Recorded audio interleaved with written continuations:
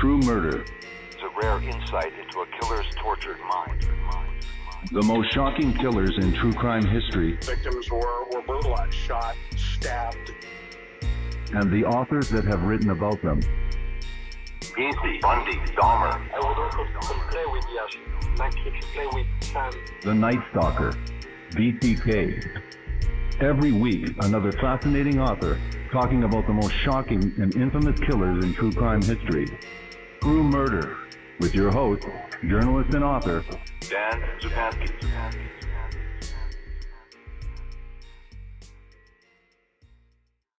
Good evening. On a spring afternoon in 1985 in Gary, Indiana, a 15-year-old girl kills an elderly woman in a violent home invasion. In a city with a history of racial tensions and white flight, the girl, Paula Cooper, is black, and her victim, Ruth Pelkey, is white and a beloved Bible teacher. The press swoops in. When Paula is sentenced to death, no one decries the impending execution of a 10th grader. But the tide begins to shift when the victim's grandson, Bill, forgives the girl against the wishes of his family and campaigns to spare her life. This tragedy in a Midwestern steel town soon reverberates across the United States and around the world, reaching as far away as the Vatican, as newspapers cover the story on their front pages and millions sign petitions in support of Paula. As Paula waits on death row, her fate sparks a debate that not only animates legal circles, but raises vital questions about the value of human life. What are we demanding when we call for justice? Is forgiveness an act of desperation or of profound bravery? As Bill and Paula's friendship deepens, and as Bill discovers others who have chosen to forgive other terrible violence, their story asks us to consider what radical acts of empathy we might be capable of. In 70 times 7, Alex Marr weaves an unforgettable narrative of an act of violence and its aftermath. This is a story about the will to live, to survive, to grow, to change, and about what we are willing to accept as justice. Tirelessly researched and told with intimacy and precision, this book brings a haunting chapter in the history of our criminal justice system to astonishing life. The book that we're featuring this evening is 70 times 7, a true story of murder and mercy, with my special guest, journalist and author, Alex Marr. Welcome to the program, and thank you very much for this interview, Alex Marr. Thanks so much for having me. First off, just tell us how you came to the title of this book. It has a biblical reference. Tell us about that. Yes. So 70 times 7 will seem a little mysterious to some readers. Others will get the reference right away. It's from the Gospel of Matthew in the Bible. And it's a passage that means a lot to one of the central characters in the book. It's a moment where one of the disciples, Peter, seeming kind of frustrated, confronts Jesus and asks, so, are you saying that we are supposed to forgive the people who harm us, 7 times? And Jesus says, no, I didn't say 7. I say 70 times 7. Right. So it's a great moment because it's a challenge to forgive those who harm us, potentially a countless number of times. And that is the challenge at the core of this book. It's something that the different characters wrestle with.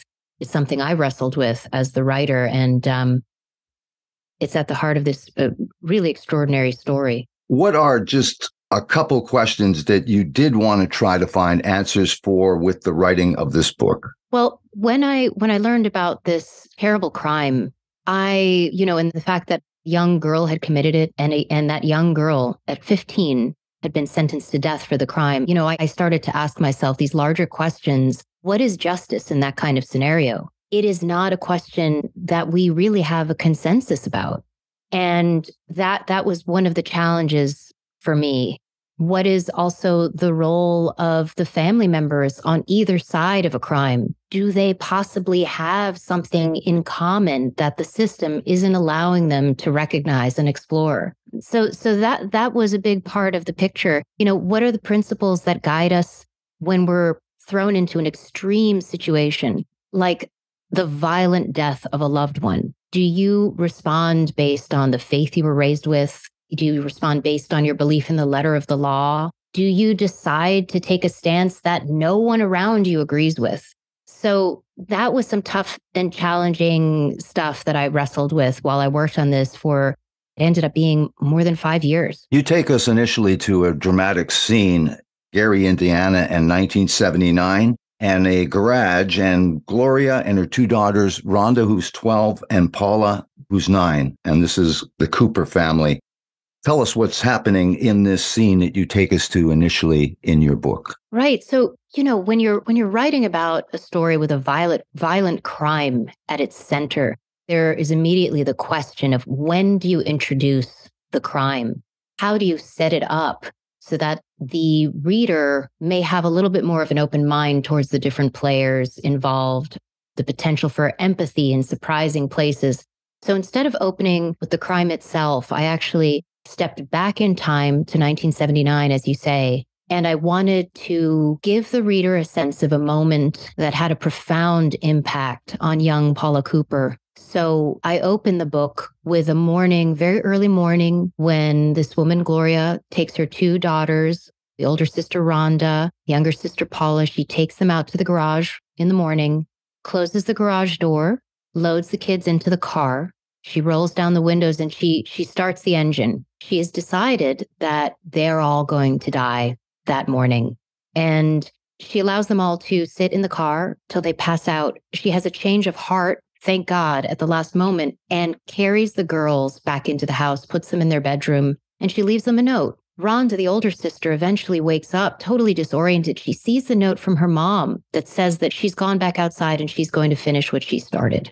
So in a panic, she runs out. She goes to the neighbor's house. She gets one neighbor. She gets another neighbor. They drag her out of the garage. She sees these different people performing CPR on her mother. The medics come, the fire department. At this point, young Paula is standing outside as well, and she's absolutely in hysterics, seeing these strangers trying to revive her mother, and her mother's still passed out on the ground. Eventually, Gloria, the mother, is taken to the hospital, and the girls are sent to stay with family. But a week later, their mother checks herself out early. She picks up the girls. It's never mentioned again.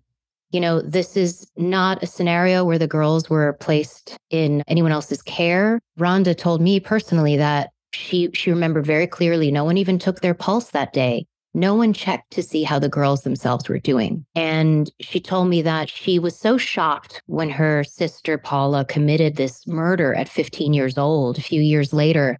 And she never understood exactly the moment when her sister changed enough to be capable of that act. But in the process of us speaking, she said, you know what? I think it has something to do ultimately with, the change must have started that morning. And so that's how I opened the book. Tell us more about the family life of the Cooper family and a little bit more about Gary, Indiana in the 70s and the 80s and this suburb in Marshalltown where they are living.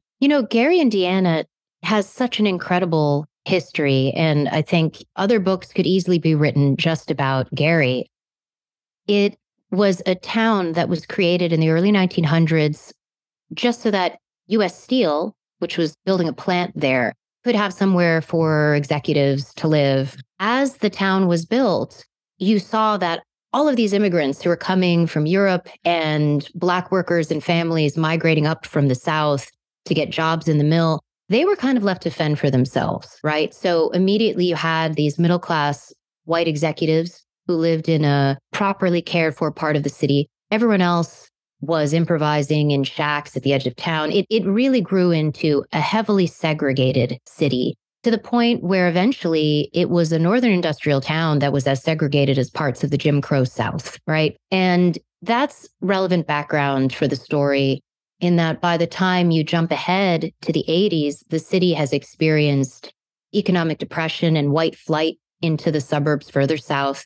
So it's a predominantly Black city where somehow the Black population that has, there's a robust Black community there. There's a civil rights movement that's burgeoning. There's a lot of positive things going on in Gary, but they just can't get a leg up. And the white population tends to blame Black leadership in Gary for messing up when actually much larger forces are at play. So when you get to 1985, Ruth Pelkey's living in what's known as the Glen Park neighborhood, and that neighborhood had remained predominantly white for a long, long time. Black families were not welcome there. It had started to integrate by the 80s, but the fact of these 4 Black girls, including Paula, talking their way into this elderly white woman's home, robbing her, and ultimately killing her, that had another dimension. People saw it as a symbolic crime in terms of how the white locals interpreted the event, some of them. In terms of the Cooper family themselves, they lived in Marshalltown that was not that far away. And that was, a very simple housing development. The 2 girls were, Paula and Rhonda were very close. Their father was rarely home. When he was physically abusive. Their mother drank a great deal, worked long hours at a local hospital. They were happiest when they were alone, just the 2 of them together, because they could just create their own little world. They would have little dance parties to Jackson 5 records. The Jackson 5 were heroes. They grew up not that far away in Gary. And, they would do each other's hair. They were just regular kids who truly just loved each other. And Rhonda, in a way, played the part of their real mother. All of that came crashing down with the crime. Tell us about the circumstances that bring these 4 young girls, 14, 15, and 2 that are 16, to Ruth Pelkey's door. She is 79 years old and a Bible teacher. So tell us how the circumstances in which April and these 3 other girls, including Paula, come to the attention of Ruth Pelkey, come into her orbit. Well, so these 4 girls who were, Denise was 14, April and Paula were 15, Karen was 16. They all were at Lewell's High School, and they decided to skip class one afternoon. They went to the video arcade. They ran out of money, and they went over to April's house, and she suggested, we could try to steal some money from this older woman who lives across the way. She's a Bible teacher. She's older. She lives alone. She has nice things in her house. I've been over there. Just go over there and, say you're interested in Bible study lessons and see if she'll let you in. 3 of the girls go over there. One of them, Paula, has brought a knife from April's kitchen. And the idea is to scare Mrs. Pelkey. The situation escalates quickly, and Paula ends up striking Mrs. Pelkey over the head. And ultimately, she seems to snap and ends up stabbing Mrs. Pelkey 33 times on her dining room floor. It's a horrible crime. When they leave, the girls have found $10 and the keys to Mrs. Pelkey's Plymouth, and they drive off. Within just a couple days, all 4 of them have been arrested, and they've confessed. And Paula gave a very explicit confession. So from very early on, this was not going to be a case of wrongful conviction. That is not at play in this story. And it's also part of why I was drawn to it. There's something really challenging about asking the reader to look at this situation. Here is a 15-year-old girl. Here is this horrible crime. She absolutely did this. Now what? What do you think is the just response in this situation? Tell us about each girl's parental situation, and as a result, if any of these people get private attorneys. Karen and Paula both had very difficult home situations. Karen and April had both lost their mothers a couple years earlier. Karen had gotten pregnant at 13 and had a young son at the time. April was pregnant, I think 7 or 8 months pregnant. They all had very unstable home situations. And Paula, I mentioned the abuse, but also she and Rhonda would run away from home. They would run away and ask for help. They told a social worker, you've got to help us out. They told, at one point, Paula on her own went to a police station in the middle of the night and said, you've got to help me. I'm being beaten. And she'd be put in foster care or an emergency shelter, sent right back home. It was always temporary. Denise, the youngest one, was probably the least likely candidate who to have ended up there that day. She just kind of got scooped up socially that afternoon. Her family was doing all right, and she was the one who ended up getting the lightest sentence, although the 3 girls who were sentenced to prison rather than to death did receive relatively long terms. So that's the background there. When all 4 were arrested, I will say that the Lake County prosecutor at the time, Jack Crawford, he was extremely pro-death penalty. He'd been elected on essentially Tough on Crime, classic Tough on Crime platform, had a press conference, announced we've got the suspects, we have confessions. These are 4 young girls, and I'm going to push for the death penalty for as many of them as I can. Which is an incredible statement to make about people who are so young. And ultimately, he pursued the death penalty with Paula and Karen. And Paula, because of the depth of her involvement and the heinousness of the crime in a death penalty state, she took her public defender, decided she should plead guilty with no deal on the table. He put up a very minimal defense. His arguments at her sentencing hearing were very thin. And so in a way, inevitably, she was sentenced to death by the judge. What was the situation in terms of death penalty sentences for juveniles in Indiana previous to this? It was a rarity. This was a rare event. And certainly for a girl to be sentenced to death made it even more extraordinary. However, on the books in Indiana, what this case revealed to the public is that it was possible for someone as young as 10 years old to be sentenced to death. That was state law. No one had looked closely at this. Wow. And which is really mind-blowing. A local representative in Gary named Earlene Rogers, the day after Paula's death sentence made all these headlines locally, she publicly made a statement, did not miss a beat. She said, the first thing I'm going to do in the next assembly session is I'm going to introduce a bill that's going to raise the minimum age for the death sentence in the state of Indiana, because we may not agree on everything, but I'm pretty sure we can agree that we shouldn't be killing kids. That was her statement. And she's such an extraordinary figure. There are all these great characters in this book, real life characters. She was a public school teacher. She'd been a public school teacher for about 20 years at that point. In her 40s, ran for public office and was really proud to be representing Gary. But she had this special perspective, which was, I work with young teenagers every day. I have teenage kids myself. She had a daughter who was Paula's age. And she said, this is wild to be trying to treat kids that age as if they're as culpable as an adult in that situation. The death sentence should not be on the table. And so she jumped into the story. So you have little by little, people started responding to this death sentence in passionate ways. So, I don't know if we should get into Bill Pelkey's role. Well, yes, you introduced a central figure to this story is Bill Pelkey. Who is he to Ruth, and what happens one day to Bill? So Bill was Ruth Pelkey's grandson, who at the time of the crime was 39 years old. We meet him at first sort of in passing.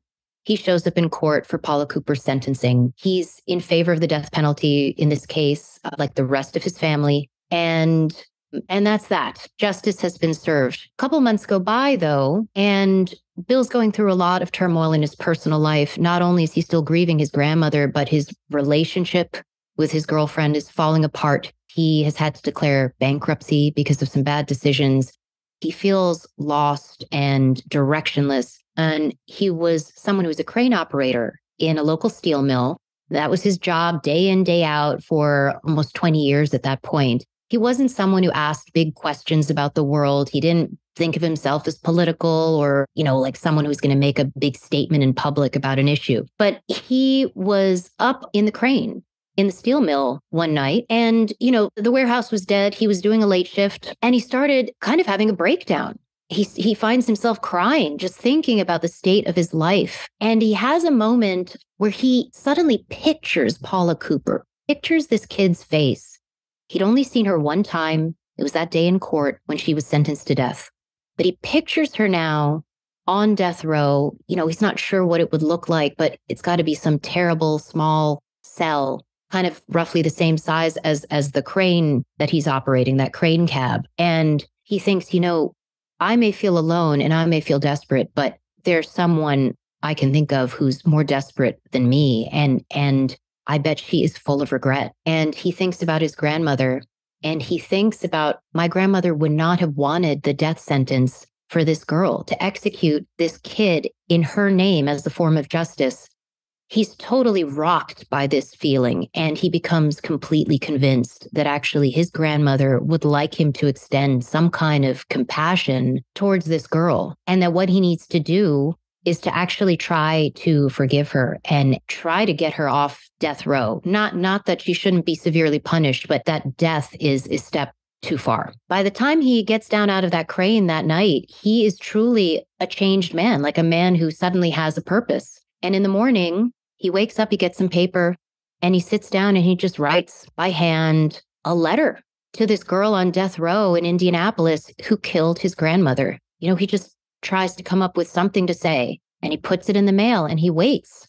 And it's the beginning of truly an incredible relationship that starts up between the two of them against all odds. And I had the incredible experience of reading hundreds and hundreds of letters between the two of them that took place over years.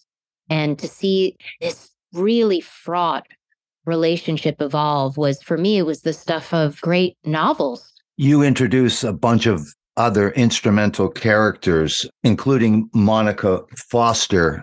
Tell us about some of the people that assemble, and was very, very interesting too, and surprising that the initial Judge Kimbrough, the situation that he considered himself put into in the judging of and the sentencing of Paula Cooper, but now he does something behind the scenes because he feels something about the judgment that he says he was coerced into doing, or something along those lines. Judge Kimbrough to me was an incredible person to learn about. He was at the time in his late 40s, early 50s. He had been the first Black public defender in Lake County. He'd been the first Black criminal court judge in Lake County, possibly in Indiana at the time.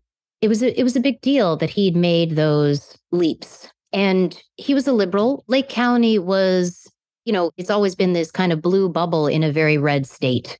But to be a Democrat in Lake County is not like being a Democrat in New York, so so a little more conservative to begin with. But he was a liberal, and he knew that he was against the death penalty. Jack Crawford, the prosecutor, wanted the right optics for this case. And so he looked around and he thought, well, we have one Black criminal court judge. And behind the scenes, and this is not legal, he had one of his deputies, he told me this in recent years, he had one of his deputies rig it so that the Ruth Pelkey murder and the cases of those 4 girls, they would all take place in the courtroom of Judge Kimbrough, the one Black criminal court judge, so that if the death sentence was handed down, no one could cry racism. That was one of the ideas behind that was unspoken. When Paula's public defender did such a weak job in defending her and, pled guilty without a deal, made hardly any kind of meaningful argument at her sentencing hearing, called very few witnesses or experts, Judge Kimbrough felt,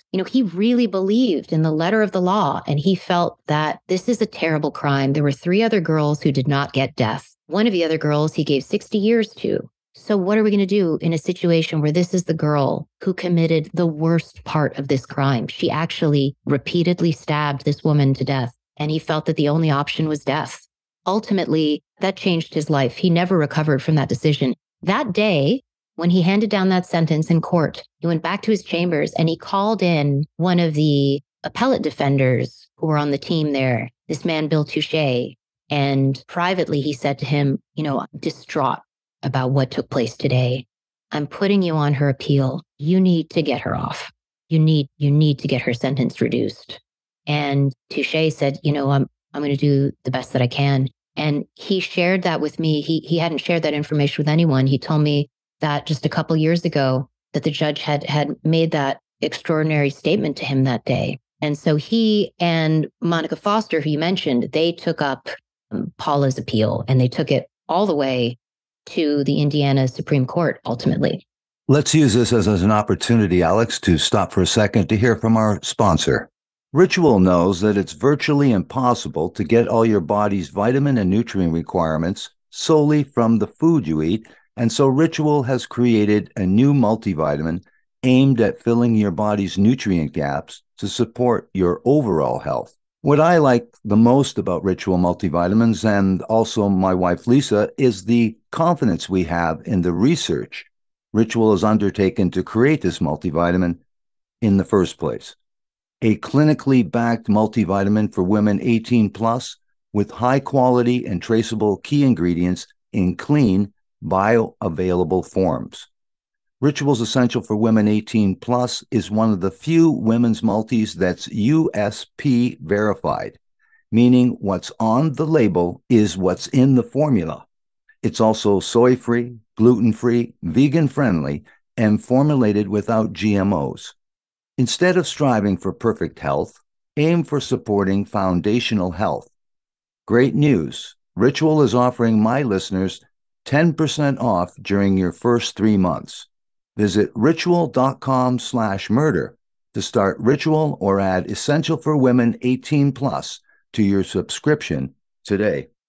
Now, we were talking about this mission to try to save Paula Cooper and get her off death row. We haven't spoke about the effect that the story, we talked about in the introduction, this story reverberating around the world, but especially in West Germany and particularly in Italy. Tell us about 2 journalists that get involved in this fight and how the Pope and the Vatican and Italy get involved in this story. It's really an incredible aspect of this story. It's no one in Lake County, Indiana was accustomed to having events in that region reported on across Western Europe. It just was kind of unprecedented. So part of how this went down is Ana Guaita was a journalist for Il Messaggero in Rome. She was based in New York City as a foreign correspondent, and she saw just one of those little capsule news headlines. I think it was in USA Today, where they used to have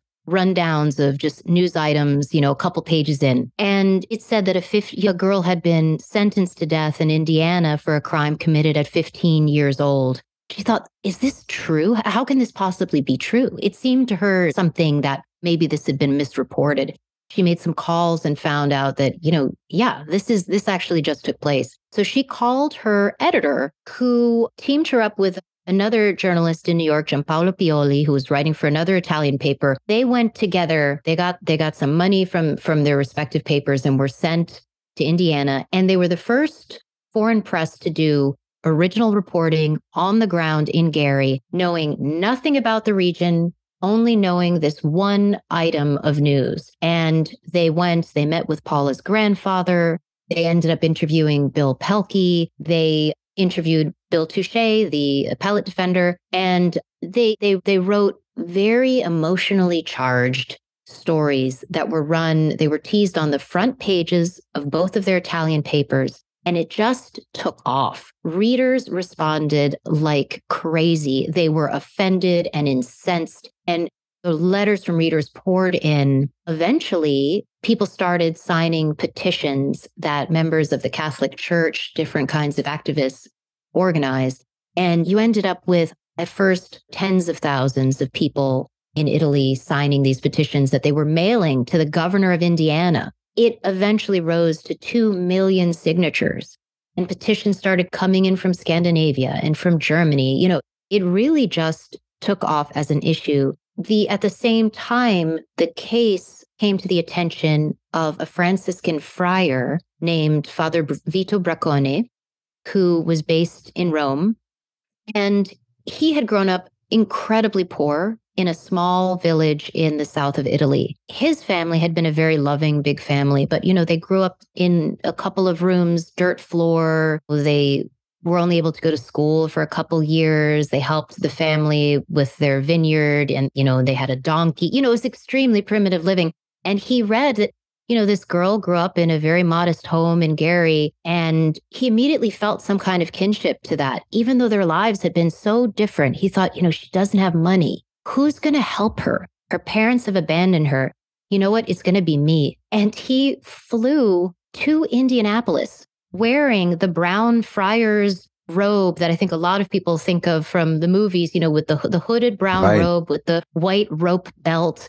And he shows up to go visit her on death row and just says, myself and other members of the church were very concerned about the news of your case. I came here to be your friend. We're going to do whatever we can to try to help you. And he starts drumming up more attention in the Italian media, and he gives interviews whenever he can to the press in Indiana, knowing that it's an exotic sight. See this man flown in from Rome in the friar's robe. So it kind of gives him a way in to making comments on the case as an outsider. Eventually, it goes all the way to the Pope. The Pope was coming to visit America to see President Reagan and to travel around to multiple cities. One of the two Italian journalists I mentioned, Gianpaolo Pioli, got a handwritten letter from Paula Cooper on death row. He ended up carrying that letter with him on the Pope's plane. He was part of the press junket of journalists covering some of this trip and managed to get it passed into the hands of Pope John Paul II himself. And eventually that led to the Pope, through a spokesperson, making a statement that the Pope would like to see the sentence of this young woman on death row in America commuted. And it was truly an extraordinary sequence of events that led to that moment. Meanwhile, you chronicled that there are extraordinary efforts in the U.S., including Monica Foster, but also a professor of criminal law, Victor Streebs, comes along with some fascinating research and joins this cause. Tell us about what he has to offer. Yes, Victor Streibs. He is a really fascinating character. As someone who does a lot of research for her work and is a little nerdy that way, I really related to him as sort of a nerdy superhero in this story. Yeah. And I'll explain, he was a law school professor in Cleveland, originally grown up in Indiana. His family had been in Indiana for generations. And he had a gift with the law, was the first person in his family to have a white-collar job like that. And he lacked a sense of focus. What was his field going to be? How could he stand out from all the other legal scholars trying to publish papers? And he started doing some work in juvenile court locally to try to understand some of the issues facing the sentencing of kids. In the process of doing that, he met for the first time some kids who were charged with violent crimes. And, his wheels started turning. And he began to think about the fact that capital punishment was still on the books for kids in America, across the country, in a number of states.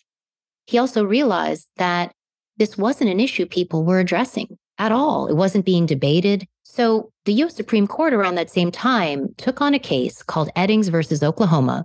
That was the very first time in the history of this country that the highest court discussed the death penalty for juveniles, where the justices actually debated openly, well, how can we know what the right minimum age is for death? And it became clear that they had nothing to base their discussion on, really. There was no precedent. And it's really hard to draw a line in the sand and say, okay, a person is mature at this age, immature at that age. Okay, then the death sentence applies. Victor followed this case really closely and was really inspired. He thought, oh my God, the stakes are so high. This is what I'm going to specialize on, this issue. So almost single-handedly, with help from a few others along the way, he really was the godfather of this movement of people trying to look into and challenge the death penalty for teenagers. And because of his research, he went and did this very unsexy work of collecting data about this relatively unknown phenomenon in this country. He revealed that we have executed more than 300 young people in this country. And we've sentenced to death more than 200 teenagers since the 70s. So this is not just some sort of, colonial times problem. This is an active problem in the country in that moment. He ends up being approached by Bill Touche and asked to join the appellate team for Paula Cooper, which ended up making an enormous difference.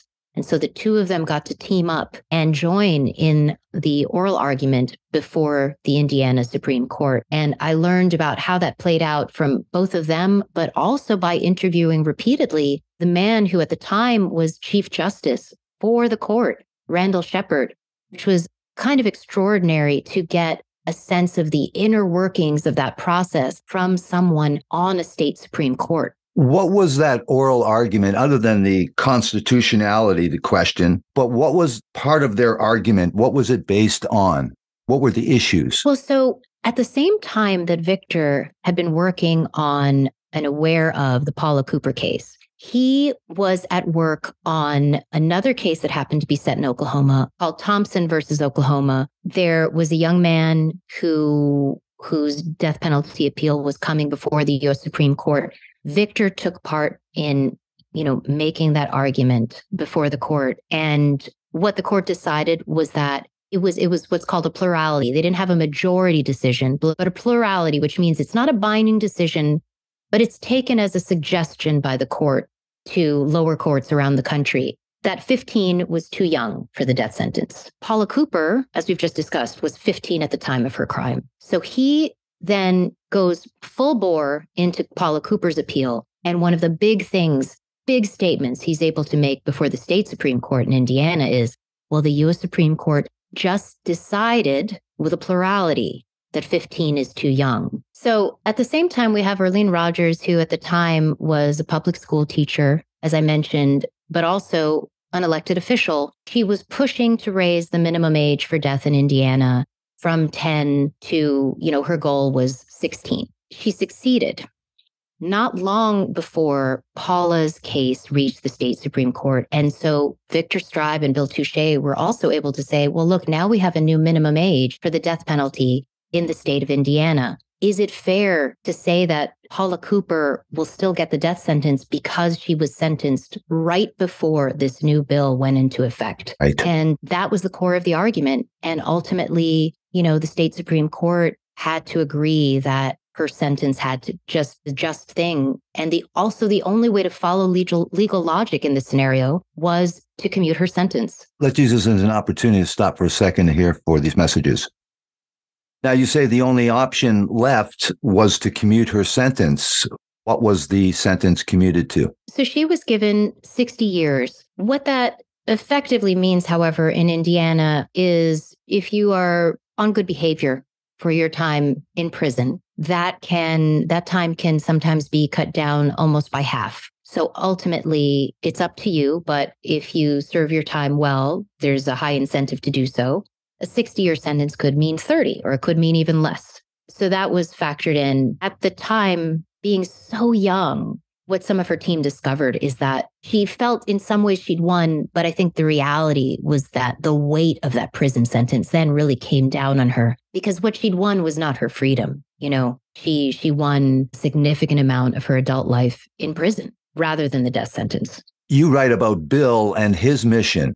Other than having a relationship and offering this forgiveness, and what else does Bill embark on at the same time as this correspondence? It's pretty incredible. While Bill is corresponding with Paula, he's also doing everything he can to spread the word about his feelings about Paula's death sentence and his anti-death penalty stance to as many journalists as possible. He was actually flown to Italy to speak on Italian television about this case and his anti-death penalty beliefs. At the same time, as a result of that, in spite of being someone who was not political, did not have any relationships with activists or public organizations, and, someone who really just had a very normal life, as a result of all of this speaking out, he ends up meeting people who connect him with the ACLU, with Amnesty International. He starts going to rallies. He starts marching, in demonstrations that are coming up that are against the death penalty. And, he's surrounded by all these college kids and progressive people who are like,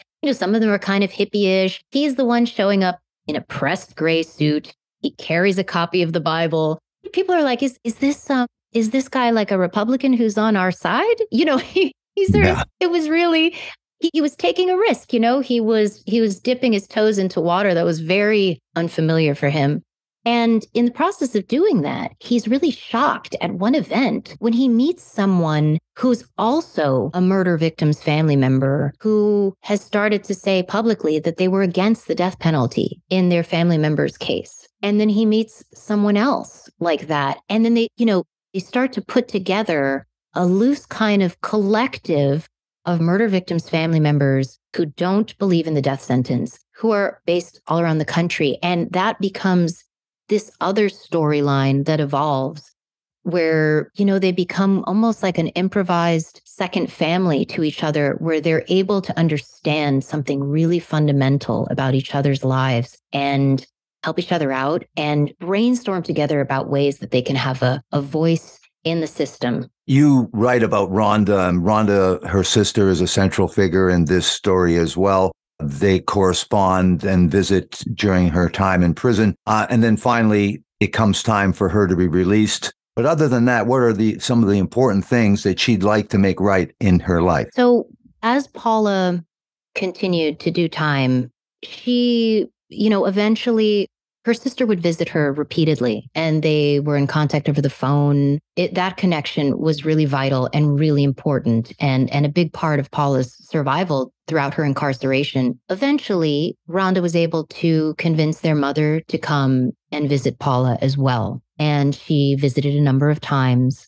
And Paula began to fantasize about them all having a functional, happy family relationship once she eventually got out. I think her mother also made an effort a number of times to get sober, to try to mend things with her younger daughter. But my understanding is that was always quite short-lived. So when Paula got out, she was in her mid-40s. It was already kind of late for her to start her own family. She'd always wanted to have a bunch of kids. That was really, that was ironically, having grown up in such a difficult family situation, that was sort of the number one romantic idea she had when she was released, that I'm going to meet someone, I'm going to have all these kids, I'm going to make good with my mother, we're all going to be this happy family, and Rhonda and I and everybody else will have holidays together. And Rhonda just saw this as a disaster waiting to happen. She told her, I've been out here the whole time, and this woman is not who you want to believe she is. And, she had all this support from her sister she was so close to and other people in her life. Monica Foster remained a really great friend and relationship for her and gave her a great job when she got out. But I think we can all relate to this. Whatever kind of household you grew up in, we all have a tie to our parents, however they treated us when we were young. That's a bond that you cannot fully shake off and you can't ever become totally independent of. So she wanted her mother's approval. She wanted to find love there. And her mother made it very clear at a certain point that she was still ashamed of her daughter. And she did not want to be publicly associated with her. And that had a huge impact on Paula. It's ironic that her victim's grandson wants to be associated with her publicly, but her own mother does not. So she is released from prison, and as many people might have hoped for, be able to put her life back together. But she expressed to her sister, I believe, or a dear friend, about the pain that she was encountering. Tell us about what she felt was this pain that wouldn't go away. I think that ultimately, anyone who's incarcerated for so long, for Paula was 27 years of incarceration. That is, there's an enormous toll on your mental health. I think that really came into play. Right. But also the fact that she was able to mature eventually while she was still incarcerated. Years went by and she was able to start doing some kind of work on herself, to educate herself, she did a lot of work for other women in the facilities where she was incarcerated, just stuff to help people out, kind of like good deeds. If it was someone's birthday and she knew they didn't have anyone coming to see them or sending them gifts, she would throw a little party for them. She would, if someone new entered the prison, she would buy a pair of shoes for them. Things where there was no tit for tat. It was really just trying to make the lives of some of these other women easy. So she evolved as a person. The downside of that potentially, this is my theory, is that it made her someone who was more capable of experiencing really profound remorse around the crime she committed as a young person. And she was upfront about that with a couple people very close to her. And when she got out, I took a life and I'm never going to be worthy. That was how she felt. And, it's unclear if anything could have been done, but to help her. But that was ultimately why she chose to take her own life.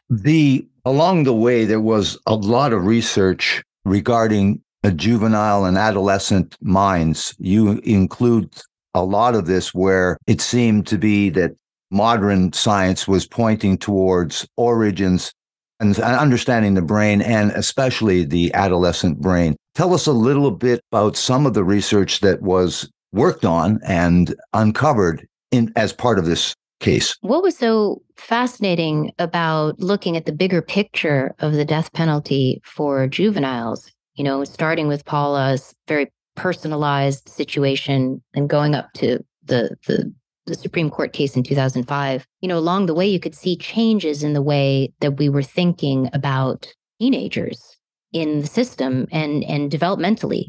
So at first, the argument against sentencing kids to death was essentially a moral one. How can we hold kids as responsible as adults? We don't see them as adults in other ways. And what does it say about us to be executing someone at 15, 16, 17. Eventually, however, an added component entered the picture, which was the, neuroscience about adolescent brain development.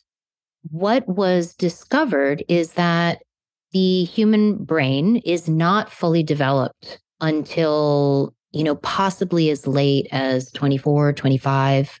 So you're looking at a situation where if a teenager commits a violent crime, their brain is less capable of impulse control, of a lot of the kind of thinking that we associate with ethical decision making, right?